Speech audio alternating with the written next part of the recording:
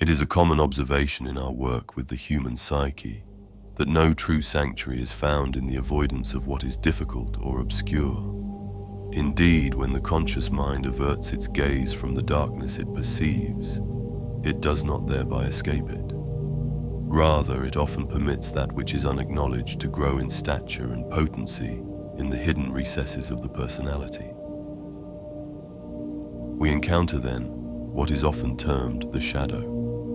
This is frequently misapprehended as an enemy, yet it may more accurately be seen as a kind of psychic sentinel, self-appointed, standing watch over a disowned portion of the individual's totality. This shadow aspect, in its own way, believes fiercely in its duty, imagining it shields the conscious ego from truths too piercing or too raw in their constellation.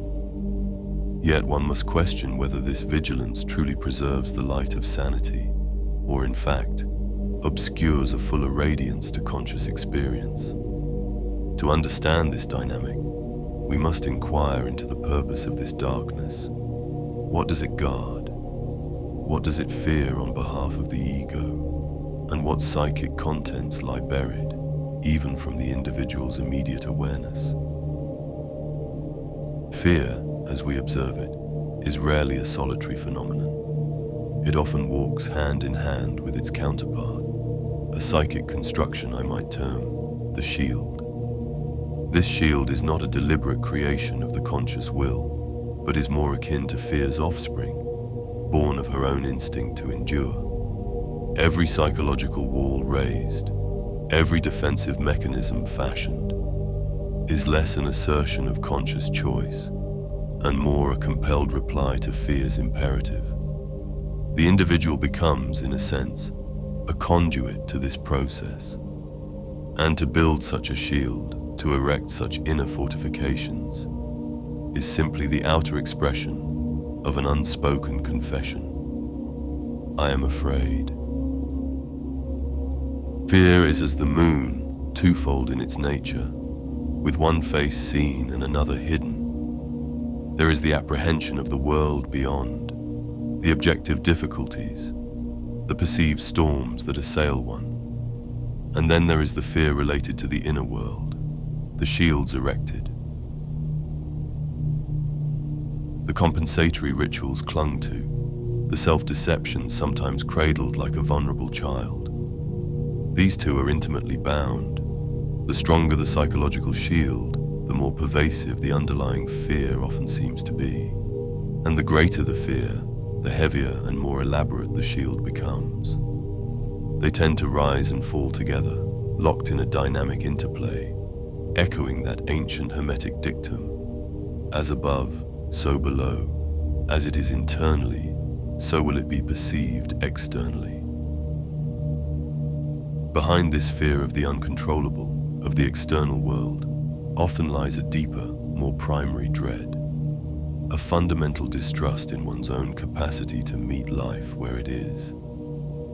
Complete preparedness against all eventualities is, of course, a mirage, for life inherently defies attempts to chain it. When this self-distrust is strong, the individual may seek a false sense of safety in external defenses, while the true fortress, composed of inner courage and authentic reliance on one's psychic resources, lies dormant.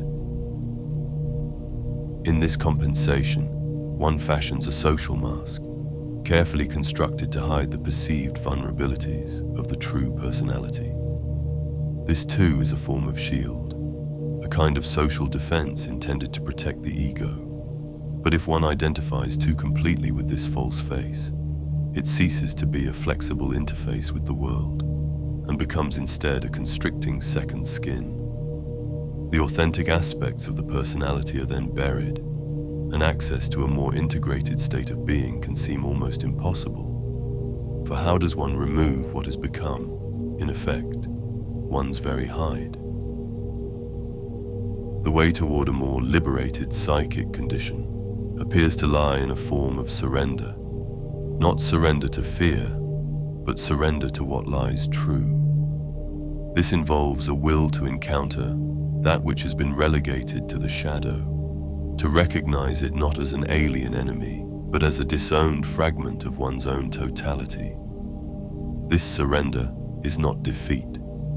It is an acknowledgement, a cessation of the futile battle against one's own psychic realities. The shield cannot exist without the fear it presumes to manage, and the fear cannot maintain its suffocating grip without the distortions and untruths it fosters.